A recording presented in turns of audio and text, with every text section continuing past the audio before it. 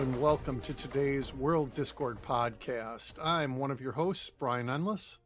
I'm your other host, Joel Ostrow. And do you know what, Brian? I am not in the top 1% of wage earners in the United States. You're not? No. That's a dirty shame. Yeah. It is. And you know what? Most people probably aren't. So let's talk about that. Today, we're going to go back to our Who Benefits series, and we're going to talk about taxes.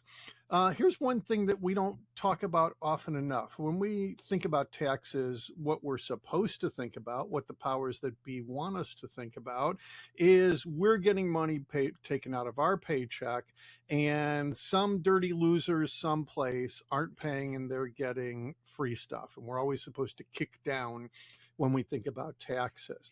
What we're not supposed to think about is the way much of the rest of the world views taxes, which is you are taxed in order to get societal benefits.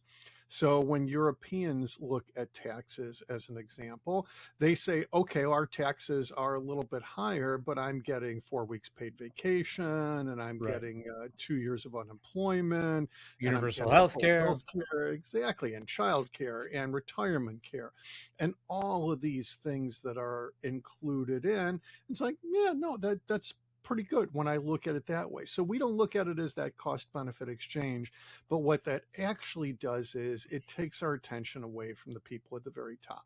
So we'll go through a lot of those different things in today's episode. Joel, you want to get us started? Yeah. Did you know that there isn't perfect equality in the United States of America? I did not. Oh, I knew. Yeah. You knew that? I knew.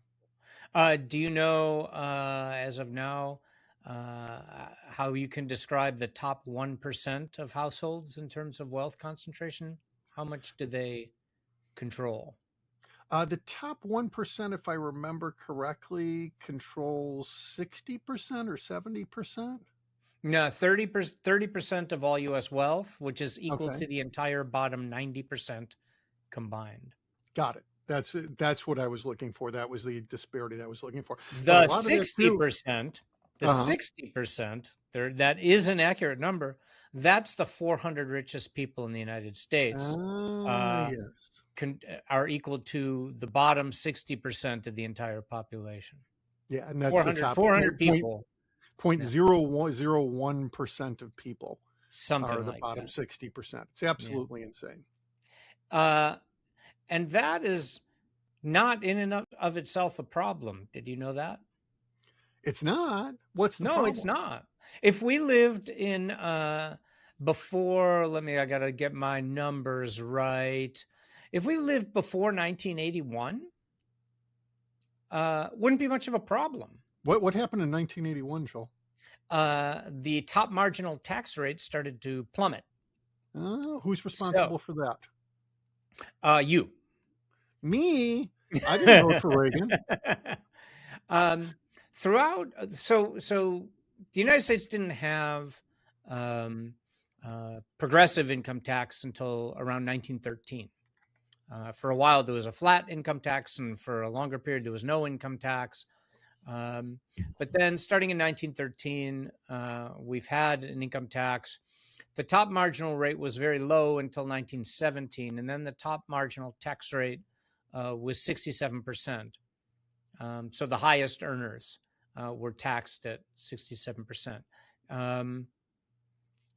Now, how they set the top bracket did, of course, change over time, but and I'm not going to trace that.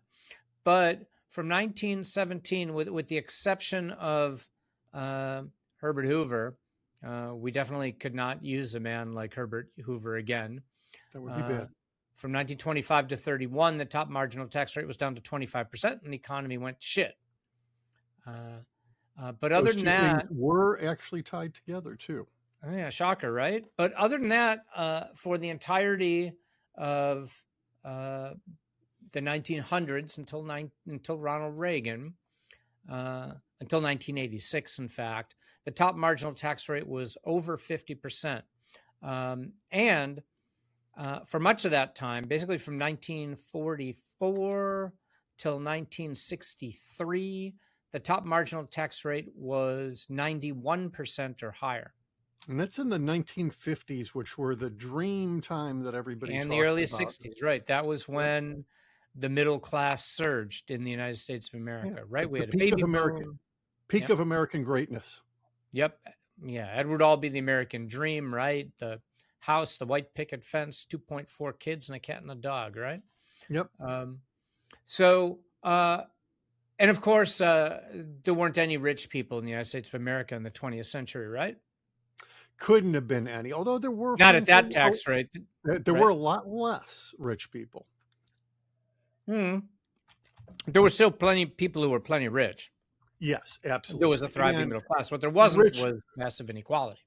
yeah, and rich was a totally different number at that point in time. The first Right. billionaire was 1916, I think. Excuse me, was Rockefeller, Yep. but we hardly had any billionaires by the 1980s. No, but if you adjust for, the changes in the value of the dollar, right, inflation, all of that, 100%. there were a lot of rich people still. Oh yeah. In Yeah. other words, the tax rate was not a disincentive to wealth creation, is what I am getting at. Absolutely correct. And then Ronald Reagan came in, and you can tune into our episode on who benefits from our financial system and financial transactions. Brian, you covered that really well, what Reagan did and the engines behind what Reagan did, because really it was the Koch brothers and others who drove it. Reagan, like Trump, was a pawn. But by seizing control of our politics, the super rich, in their own self-interest, to the detriment of roughly 90% of the population, started to not only hack away at regulations on business operations, but also hacked away at both corporate and individual income taxes, to the point where the top marginal rate since 1987 has been in the 30s, sometimes as low as 31%, hovering mostly between 35 and 37%. Yeah, and those are funny numbers that we'll talk about as we go Yes. forward. I want to put one more thing in there. That's just the about, official tax rate exactly. on income, like paycheck. Correct. We've talked a lot about the past 45 years, which is the key period in time we'll Yeah. talk about now. But you mentioned two big things. The first is taxes for individuals and corporations, the highest individuals. The second is regulations, and that is huge. Avoiding regulations avoids enormous amounts of payments. And avoiding regulations are basically based around the concept of, for instance, oil companies not having to pay for oil spills. So oil Correct. companies don't have rules that force them to have safety. So when they have accidents, they pay very little or nothing. Those are the kind of regulations that have been almost completely done away with or never put into place. And then the other thing is corporate subsidies, both Right. formal corporate subsidies and no bid or very few bidder contracts for government contracts, particularly the defense industry. But those three Right. things together are the pillars of where our massive wealth inequality right now comes from. And And when taxes we are talked definitely about the oil and gas industry and about the defense sector, we talked about subsidies. We didn't use the word taxes or tax relief, but in a sense, subsidies are a combination of tax breaks for those who are receiving it and taxes on the rest of us. Yeah, absolutely. Somebody's paying for the Somebody's subsidies, and paying it for ain't those. them. Yep, Yeah. exactly right. So Oxfam, and I didn't know that Oxfam America studied this, but this is very recent, just a month or two ago. The 10 richest U.S. billionaires, their wealth increased by $700 billion just last year. Yep. Although that's going to go up so much this year, since Elon Musk is probably Yes. going to increase by about that much this year. And those wealthiest 400 families, whose wealth equals 60% of the population, their average federal income tax rate, is this last year? No, in 2021 was just 8.2%, whereas the average American taxpayer that same year paid 13%. It's just income taxes. This doesn't include payroll taxes, which I'll get to. Yep. Yeah. Insane. And actually, their true tax rate is hovers around more than somewhere right around 3.5%. Yeah, and that's that. Even when I see those numbers, even that number is off. Yep. It's not completely accurate because it doesn't take into account so much of their money, which is unearned income, Yeah. and Yeah. the fact that they never take that unearned income. Yeah. And we will, in fact, get to that. So the big horrible bill, as I like to call it, the big beautiful bill, benefited the ultra rich and the mega corporations. We've heard this over and over again. The ultra rich, their taxes are set of talking just the 0.1% of highest earners. Their tax bill is going to drop by about $400,000 each next year. Kind of incredible. Are you going to talk about? Whereas you and I are going to pay more than $15,000. Absolutely. Are you going to talk about campaign contributions? If not, I'll drop something in here on that. Go ahead now. Yeah. Yeah. That's fine. So one of the interesting things, what was that number again? How much money are they saving on taxes? About 400,000 each. So about 400,000 each times 400 of them, plus all of the other things that they are getting along the way. This year, it is estimated that those 400 billionaires will spend about $2 billion to influence our elections, going through super PACs and other now legal means. It's pretty much all dark money. We have no idea who it comes from. A few places have reported it, but very few. And anytime you hear that number, this is the problem. So somebody might say, why would 400 billionaires spend $2 billion to influence elections? To protect these tax cuts. They're getting a lot more than $2 billion out of this. Yes. Enormously greater amounts than $2 billion out of this. And that is incredibly important. This is power for them. They are purchasing power to protect themselves when they give these $2 billion in money to people that they want to get elected, and then those people owe them. And just so these numbers are mind-boggling, and the normal human, these kinds of figures don't really hold meaning when you start talking about billions. But someone who has a fortune of over, say, $10 million, if you had a 1% tax rate on wealth past the $10 million mark, and if you had 3% for wealth over 100 million, meaning everything up to that point is okay. Beyond that, you would have a 3%, and 5% for over 100 billion. If you just did that, a 5% tax on wealth over $100 billion. Just to give you an idea, that means you would still have $95 billion. If you add that, would raise $414 billion, almost $500 billion for social programs, fighting poverty, protecting the climate, building infrastructure, like $500 billion. And you can do that. You could do a one shot. You can also do that every year. You could, because their investment income would recover it. Exactly. They will still make money off of it. It's absolutely insane. When we have $1,000 in the bank, we make 10% on that. We're making $100. You got $100 billion, you're making 10 billion, but they don't just make 10 billion. They have investment advisors and others that sometimes add 40, 50%, and in lucky years will double their wealth as they come in. So it's incredible what's there. And think about it. People lose, how many people have wealth over $100 billion? But what kinds of holdings do they have? So if you tax them at 5%, then they're left with $95 billion. That money I just listed is going to go to things like investing in green energy. Most of those people worth $100 billion are invested in those companies that are going to receive that money, whether it's through investments, government spending, right? Grants, Absolutely. programs. People are going to go to work. They're going to build things. They're going to sell things, and that wealth is going to increase. They would And by the actually make way, those more people will money. also shift to those industries if they They would. realize that that's the way that the winds are blowing. That is correct. So I have a question though, Joel. Uh-oh.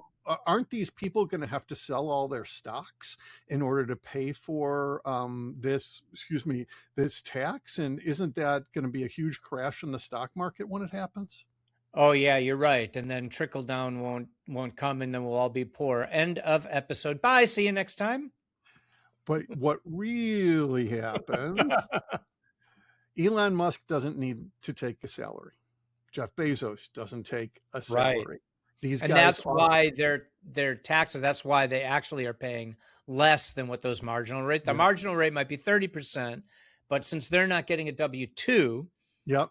they're not paying any income tax. Yeah, and this is the most important thing that people don't realize is Correct. the power of borrowing money. So when Elon Musk wants $1 million, his accountant calls the bank and says, "Give us $1 million loan," and they take their 500 million or probably $200 billion line of credit at this point in Yeah. time, and they take some money off that line of credit, and he goes and Yeah. buys a compound of houses or whatever he's going to Yeah. buy at that point in time, but Yeah. he never pays taxes on that money. He takes a Right. dollar in salary, he borrows all the money that he's going to use, he invests money, that way he keeps his money invested, and then the Yeah. tax laws are set up to where if he ever passes it on to anybody, they don't pay taxes on it either, or Right. those tax rates are changed. It is incredible the laws that have been set up for this, and this is something, these are loopholes that we could close, but they're not going to make the stock market crash. Right. These ultra rich people will borrow the money they have to pay, knowing full well they're going to make back plenty of money in the coming years to pay for their interest. So let's put this into some graphical context, and actually maybe we should put this graph as a slide on our episode. We'll see if we can do this. What a good idea. The bottom 50%, so half of the American tax-paying population, 50%. This is 2023 numbers. These come from the Federal Reserve and the IRS. So their share of net worth, the bottom 50%, was 1.7% of total U.S. net worth gains, okay? Yep. 1.7%. They paid 3.3% of all federal income taxes paid. Those 50%, their average, the individual was paying roughly 33% of their income in taxes. You added that all together, that's 3.3% of all federal income taxes collected. Their share of payroll taxes paid was 16%. What that meant, out of payroll taxes, they're paying 16.5%, the bottom 50%. The top 0.1%, they had in 16% of all net worth gains in 23, but their share of payroll taxes was only 1.5%. Yep. It is absolutely incredible. Something most people don't realize, by the way, there is a income cap in this country. There's a lot of talk about, can we cap incomes? Can we say you can only make so much? We already say you can only make so much. In 1993, Bill Clinton and Congress passed an income cap of $1 million. No one in the United States makes more than $1 million in income, that is salary, because over that, companies can't deduct it as an expense. That's but there was a giant loophole built in, which is you can go over $1 million with bonuses Mhm. and with incentive pay. And now when you hear somebody And had a hundred shares in the company. exactly $150 million salary, they might have had $1 in actual salary Correct. and 150 million in bonuses and stock shares and those types of things. So it is a system that has been set up so the people at the top aren't expected to pay on that, and there are a lot of tools that are there to help them. Does any other country in the world do this? Right? Like, we don't count that, what do we call it? You know, that wealth that they're gaining every year from their investments, we Yeah. don't count that as income, So it's unrealized gains, and there are which is different things weird because they realize the gains. they do. But And let's and talk about and this we one. know they realize it because Musk has been blaring to the whole world for months that he was going to be a trillionaire. So he Yep. knows he realizes he's gaining very keenly But Joel, it's all on paper. and He ketamine. could lose it all tomorrow. It's on paper. It's not actually there. All He right, let's couldn't talk lose about it what all happened. tomorrow.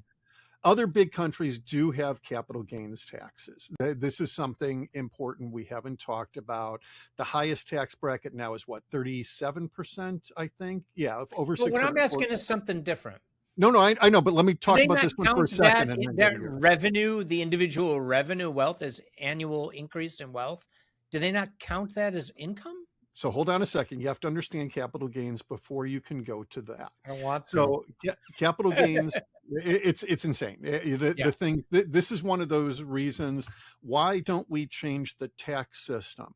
Because of this exact conversation.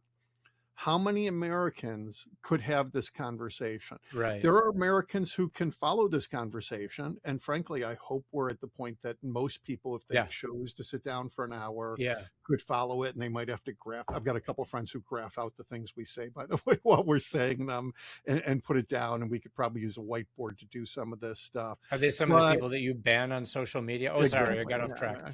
A teeny tiny percentage of Americans can actually explain half of this, and Right. most people even less than that. And it's insane how complicated this stuff is.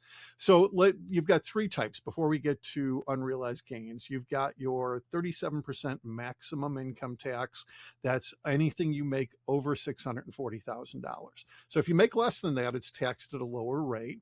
The first 12,400 is only at 10%, by the way, and it's a lot of that is free depending on your earned credits, and there's all sorts of other stuff there. But then you get capital gains tax.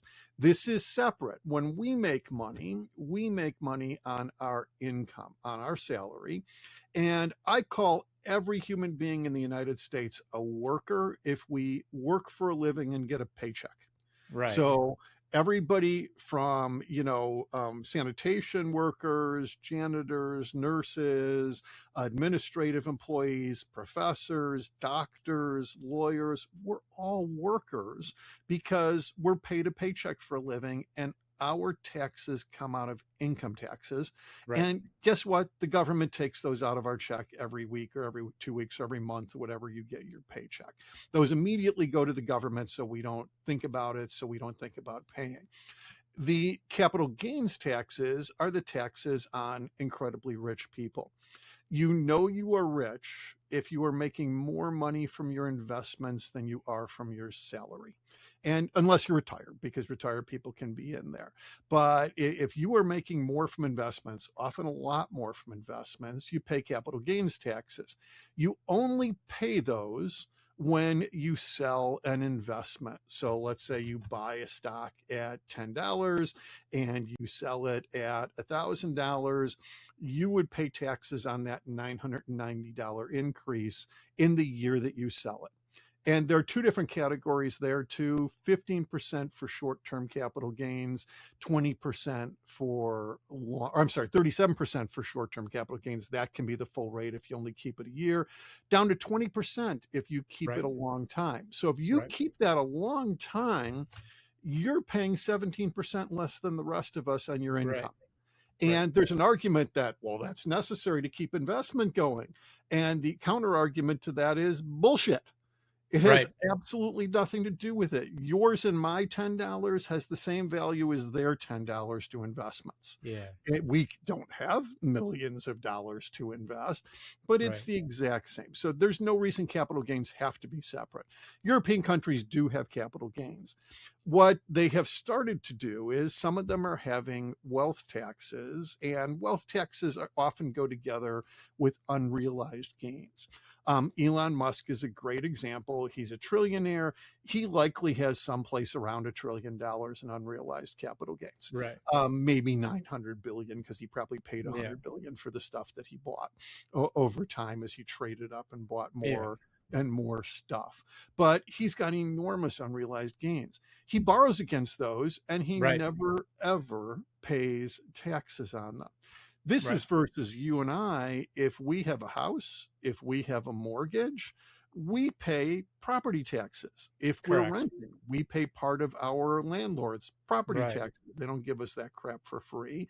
And when we do that, we're paying taxes on the unrealized gains on our houses. On our houses. If we bought a house for 200,000 and it goes up to Mhm. 500,000, they don't tax us at 200,000. They tax us at 500,000 that year, and whatever it is. And they tax you when you sell it.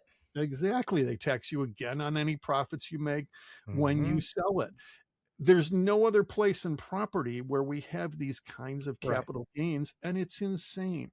There's no reason we couldn't tax all property and tax these unearned gains on everything, whether it's And a many, house many other or countries more. have a wealth tax now, Right. And especially it's those that have followed the United States in the cuts in income and corporate taxes. correct. But there's a bigger issue here. Like, even when those capital gains are taxed, even if, you know, and what I was saying before about how the ultra rich who have this huge concentration of all wealth in America are paying such small percentage in taxes. Those of us who get a paycheck and are paying the bulk of income taxes, that's not the only tax. Those figures, that was just, you might say, wait a minute, I'm paying more than 60% in taxes off my paycheck. That's just the income tax. Yep. We also have the taxes for Social Security, Medicare. And there's another big tax that most of us have in our paychecks: healthcare.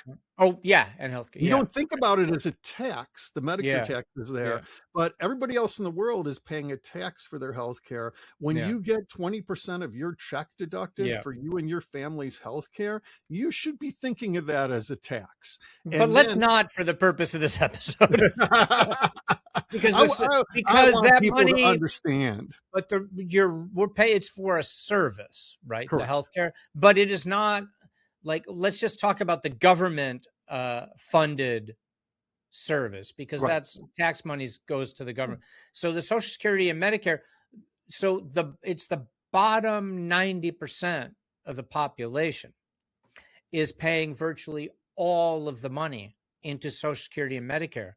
And Absolutely. yet roughly 60% of all national wealth, and it's probably higher than that now after, because those figures are from 2023, it's probably more like 75% of all national wealth is concentrated in that top 0.1%, the billionaires and multi-billionaires and the trillionaire. They are paying a grand total of zero into Social Security and Medicare.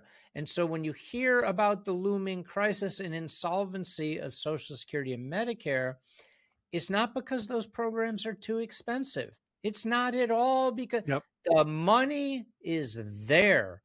Elon Musk is worth $1.2 trillion. If we tax that at 1%, that would fund the gap in Medicare. So let's be clear. We're talking about the Social Security tax cap here. Correct. Now, if they have a salary up to 186,000, they do pay the same Social Security as we do. 2026, the Social Security tax cap is $184,500. Now that, by the way, we pay 6.2%. and our employer pays Yeah. 6.2%. So that is 12.4. And if you're self-employed, you pay that whole Yeah. 12% of your income. We should, in any decent world, be charging these billionaires and now trillionaire 12% of whatever they made that year. So when they Correct. say they No went matter from how they made it. exact when Elon Musk says he went from 500 billion to $1 trillion, that's cool. We'd like Yeah. 12% of that $500 billion, Thank you please. very much. Yeah. And, or 12% of that $1 trillion. And that though, when we talk about Social Security insolvency, that is a government code for we're going to charge the poor Right. people, old people more. We're going to Correct. give them less benefits so we don't have to charge our rich buddies who pay for our And campaigns let's more. remind, if we tax that 12% for Social Security on the trillionaire, he might dip slightly below $1 trillion. Do you know where he would be at the end of the next year? Over $1 trillion again. Absolutely. Yeah, by the way, there's a chance Elon Musk will hit a couple $1 trillion this year if SpaceX skyrockets, if Yeah. the stock Ah, skyrockets. I see what you did there. Ah, Ha ha ha. Yeah. anyway, Um, you're so assuming that was on purpose. That was kind of lucky. no, I know it wasn't on purpose. I didn't assume There's it was one on other thing purpose I at want to talk. all. One other thing I want to talk about here, which is another one of the many, many parts of the tax code. I like to talk about the tax code. It's a book that goes from the floor to the ceiling. I'm going off the page here with my hands for those of you listening on the podcast. The tax code could be half-inch or an inch thick if we actually got rid of all of these loopholes. Another Yeah. one of the Yeah, exactly right. Like another like one. like being able to deduct your yacht, for example. And your plane and things. I can deduct my yacht and plane, Mhm. except I don't have any. So another huge one. Many of these 100 millionaires and billionaires make their money from being investment managers. Right. It is the career that makes you the most money. I think of all of the 100 millionaires in the world, it's something like 18% of them are investment managers. It's Mhm. just incredible how much it is. They get something that, once again, they've had laws written to give themselves this, which is called the carried interest Right. deduction. And this is so freaking complicated. I'm just going to very quickly read the definition because I don't want to try Cool. to You read paraphrase it. it. Carried interest deduction refers to the tax treatment of performance-based profit shares earned by investment managers like private equity and hedge fund partners. Instead of being taxed as ordinary income, 37%, this compensation is treated as long-term capital gains, 15% to 20%, allowing the managers to pay significantly lower tax rate. All of their money that they get in 1 year, in which would normally be short-term capital gains, but it's paid to them in their paycheck, saves somewhere around 20%. They say pay something like 20% less than you and I would. And When we're again, zero of that goes to Social Security and Medicare. Correct. When we're talking about changing the tax code, one of the biggest problems I and others who talk to people about this run into is Americans have been taught that when the tax code is changed, two things are happening. First, we're getting greedy and we just want more money from the rich people. And second, almost all Americans believe that it won't just be a tax on the rich people, it will Mhm. go down to them, because since the 1980s, it has always That's gone what the down to the case. middle That's been the class. case. The rich have gotten the breaks, and the tax rates have Exactly. gone up on It the it rest of us. it does not have to be that way. There are a bunch of proposals out there right now, and I just like to cut it at a flat $100,000. If we did half of the things we've already talked about, not to mention all the other things we could do, just half the things we've talked about on this show, we could make the first $100,000 of salary tax free. We could take the first 100,000 everybody in the country makes, you, me, the billionaires, everybody, and say you don't pay taxes on the first 100,000. There are people who say we could do that on the first 150,000. And by the way, to be affordable in the US now, you got to make $100,000 or $120,000 if you have a family. Affordability is pretty high. So we could not be paying taxes, in which case we could reinvest that in the economy, and we would, in exchange for them paying something close to their fair share. And they have been underpaying their fair share for 45 years. That's the problem. So Let's talk about what has happened under year one of Trump. Year one. You want to do that? We Cool. can. So the first thing is the big ugly bill, and we talked about this in passing, I think, in one of our previous episodes. Made quote unquote permanent the tax cuts that have required annual, sometimes every 2 years, reapproval or reaffirmation. These were the ones that were made permanent were 10-year tax cuts. Right, 10-year tax cuts on the wealthiest in the end, right? Yep. So middle Americans this year will pay an average of $900 more in taxes. To be clear on that, if you're listening to this, you did not get a tax cut. You did not get a tax cut. You got a tax increase. Unless you're in the top 10%, and that means you've got over $1 million in wealth, you did not get a tax cut. And this is not counting the tax, which the tariffs, the Trump tariffs have been. We talked about that earlier. But that, in effect, ended up being a tax on us as well. So it doesn't even include that. Meanwhile, that bill will cut taxes for the wealthiest 1% by $1 trillion over the next decade. So they have received a massive cut. The rest of us are paying more. What that means is we are giving money. We are giving $1 trillion to the wealthiest 1% of the population. And that is a little right around 3 million people, counting families, get $1 trillion. It is insane how much money that is just in 1 year. By the way, I misspoke. It's actually about $2 million to be in the top 10%, and top 1%, you're getting up into the $15-20 million to be there. So it's incredible how much money you have to have. Do you know, by the way, what the average American's wealth is, Joel? Oh, I just closed that tab. Oh, yeah. I got that one off the top of my head. Average American's wealth, the 50th percentile, is $193,000. Let's talk about a couple things here. That's not income. That's not their salary. That is the money almost always in their retirement accounts, not their bank account. Their because net the worth, bottom right? 70% have less. The bottom 70% have less than $1,000 in their bank accounts. Right. But that's net worth. That includes, like, includes your house, includes your other things. So $193,000. That also, though, is driven way up by all the people in the top 10%. So they skew the averages massively. More importantly, let's say they actually have that $193,000 and half the people are less than that. You can take out about 8% a year when you're retired and have enough money to live through your whole life. That means that you can take out about $16,000 a year for your retirement if you've got $193,000 in the bank. Right. Can anybody live on $16,000? Yes, you get your Social Security too, but it is impossible to live on that, and half of the country has less than that, and up to the 90th percentile doesn't have that much more than that. It is incredible how little money people have.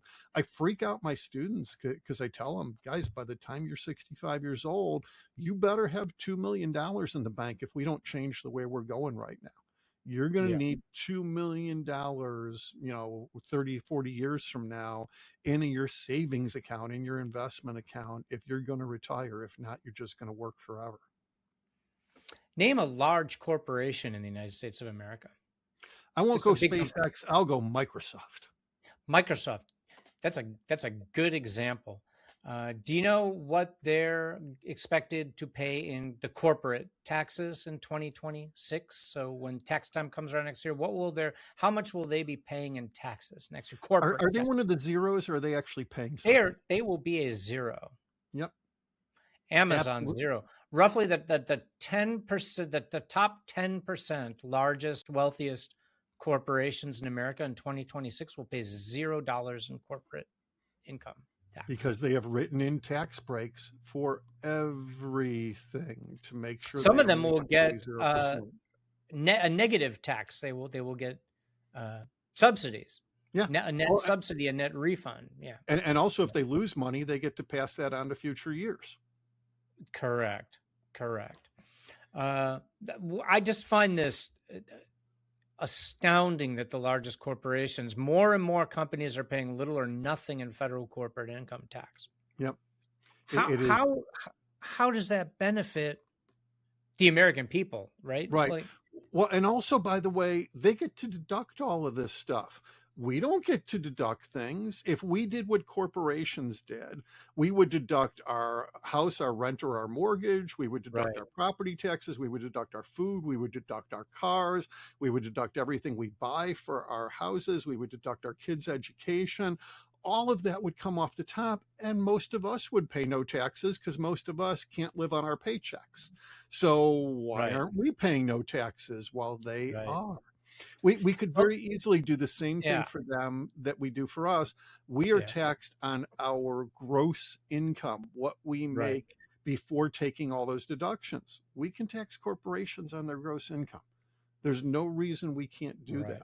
And by the way, right. the corporations would be less incredibly rich if we did that. That might be terrible. That is correct. That is correct. Uh, the Republican Party, MAGA, and now, and the Republican Party before it, uh, described itself and was described as the party for conservatives, right? Yep. Uh, when you think of being, if you, Brian Endless, were fiscally conservative in your everyday life, like, what would that look like? In other words, if you wanted to buy something, what would have to be the case for you to buy a yacht? Well, it would have to be necessary, but also to be fair, when we say the Republican Party is No, I just mean conservative, fiscally. Like, oh, if yeah. if if you wanted a yacht that Oh, I'd cost have a to have it. million I'd have to dollars, have enough money to buy the yacht. you'd have to have enough money to buy. Thank you. You would. That means living within your means. Yep. Uh, this incarnation of the Republican Party, the MAGA Party, these policies are going to result in adding roughly $5 trillion to the U.S. Government's debt over the coming decade, increasing our debt by $5 trillion, right? Because they're spending at a dizzying rate, and they're giving subsidies and military spending and other things we've talked about at a dizzying rate, while cutting these taxes on the wealthy and on corporations. The debt's expected to go up by roughly $5 trillion over the next decade. By the way, I like to think of that when I hear the debt's going to go up in terms of what my share of the debt is. And I just did a really quick and dirty calculation. If the debt goes up by $5 trillion, you and I will each have an additional $15,000 in debt so that they can go tax free and make more money. Yeah. Every American, including kids, by the way, including elderly and kids, Yeah. every American will have an additional $15,000 in debt. It is incredible how much we are paying and how much the future is paying for what they are doing. So check this out. The poorest 20% in America, right? If you make between $0 and $27,000, your effective tax change in 2026, you are going to experience a 3.1% increase. The next group of 20%, if you make between $27,000 and $53,000, you're going to pay 2.1% more. In the middle, between $53,000 and $92,000, you're going to pay 1.2% more. Oh, hold it. You're saying the poorest people are getting hit the hardest and they can't afford it at all? But if you make over $350,000, your tax rate's going to go down by 0.1%. And if you make over $1 million, it's going to go down by 0.5%. Who's running this country? How does this work? Karl Marx is running the country. That's I don't think so. what I can tell. I don't think so. You Although, think so? as much as people complain about socialism, this is a pretty bad system, so it must be socialism. Can't be capitalism, could it? I do want to give credit where credit is due, if I may. Yes. A lot of these last figures have come from a report by Michael Edlinger, who is one of the foremost experts on tax policy in America. This is through the Institute for Taxation and Economic Policy. But Edlinger has been around a long time. He's a senior fellow at that institute. He came out of the University of New Hampshire, where he was a fellow at a school for public policy. He's been at the Center for American Progress. He's well known, frequently appeared on media, and is generally considered pretty much down the middle when it comes to economic policy. We should put his name at the end too, and get a reference to his stuff at the end too. And then Yeah. the other thing I want to give credit on the other side, we talked about this in the financial episode, the people coming up with these policies. It's not that every single rich person in the country gets together and has a meeting to come up with these policies. No, some of them are wildly opposed to it. Warren Buffett, notably, right, Exactly. has been critical of the fact that his secretary, his administrative assistant, pays a higher effective tax rate than he does. Warren Buffett wants a 100% wealth tax when he dies. He spends his money and spends his money on your children while you're alive, and then it all goes to the government. And his theory, by the way, which I personally love, is he was a really good investor and he used his skills to get this money. So he should be able to use his money.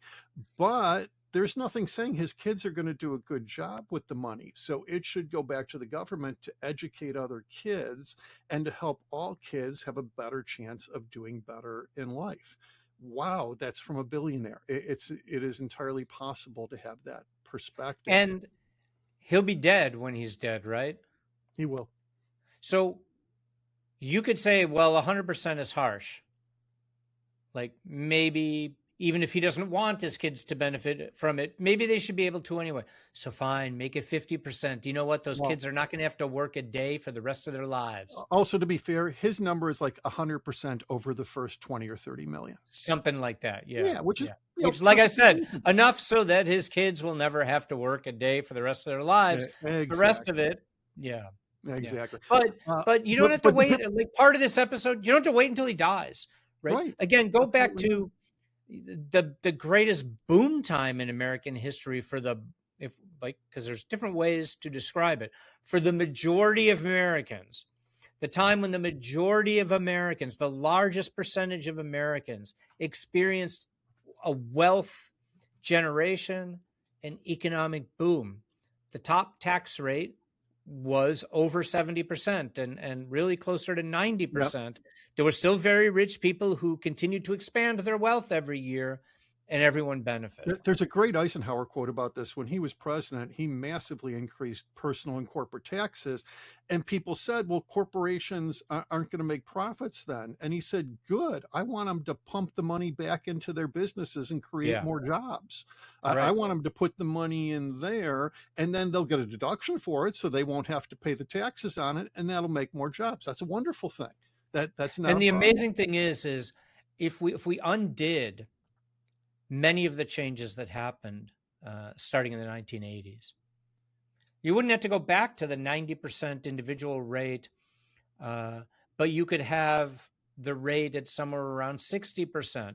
If you doubled the tax rate and actually eliminated a lot of those deductions that have come in for the wealthiest and for the corporations, not only will we be able to eliminate the dangerous portion of our debt, we would no longer have annual budget deficits, but we would be able to pay for things like infrastructure, the main thoroughfare half a block from my house wouldn't be like a minefield of potholes, right? It would actually be a functioning road.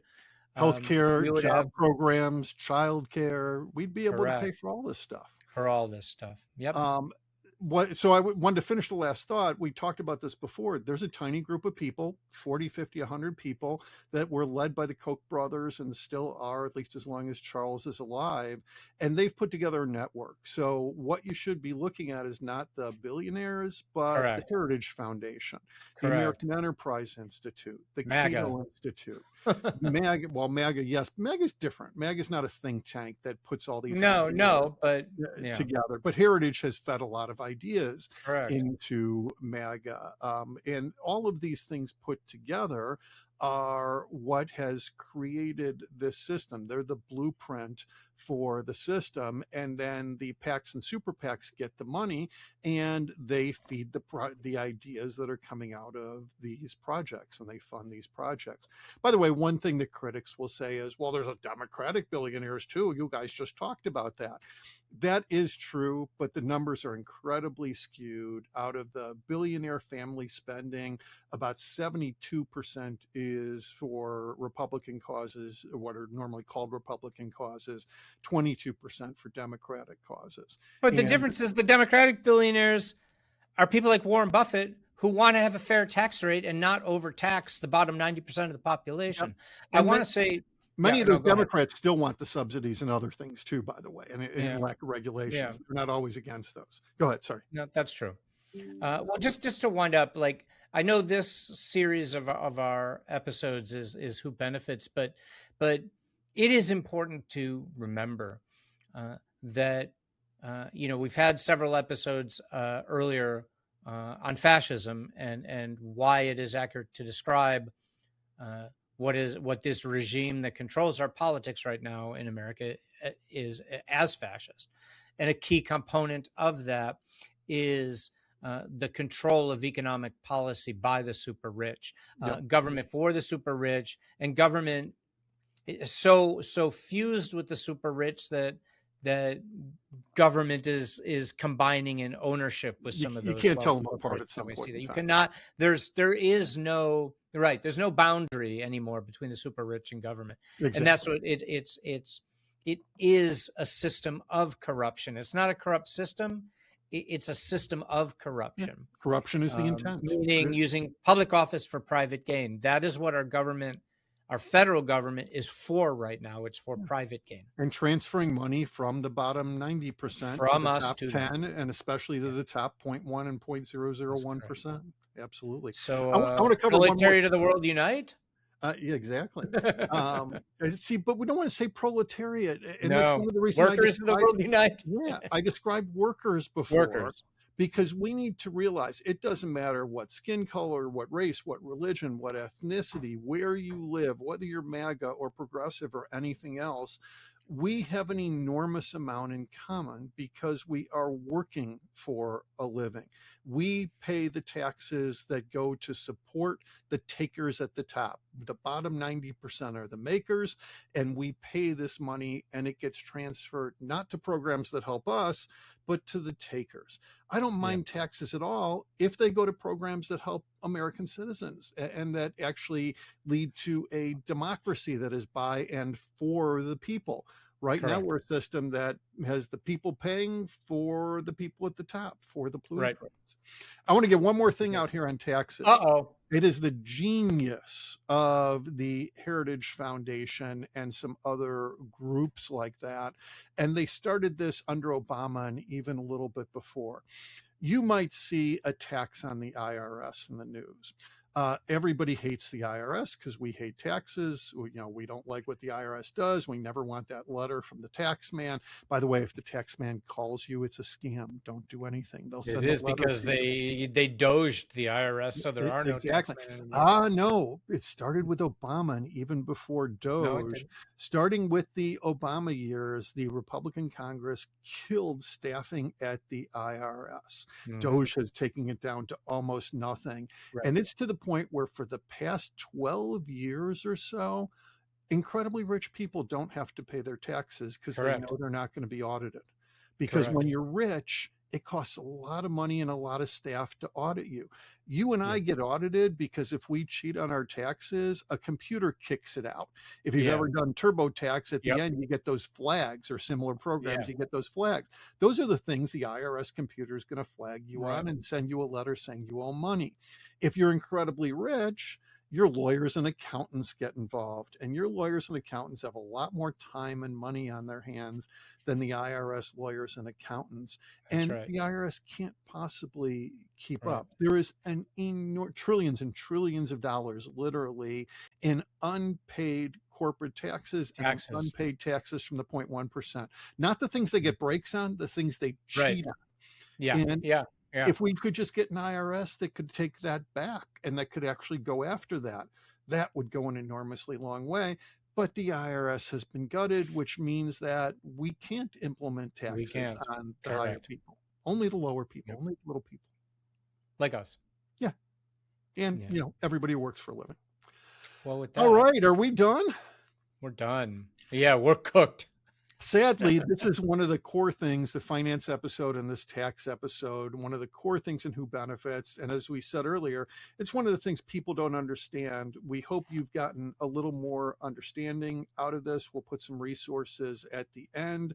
And we encourage you to spread this around to your friends if you think other people need the information, and to tune into future episodes. Please share the word about the World Discord podcast. Thanks, David, for producing. Will we see you next time? Will I see you next time, Brian? I'll see you next time. Whether we'll see next time. now, we won't see everybody else next time because this is a two-way call. Other people aren't on it. Oh, they're not even here. Maybe Bye. we'll have another guest soon. Bye, folks. Have a great week.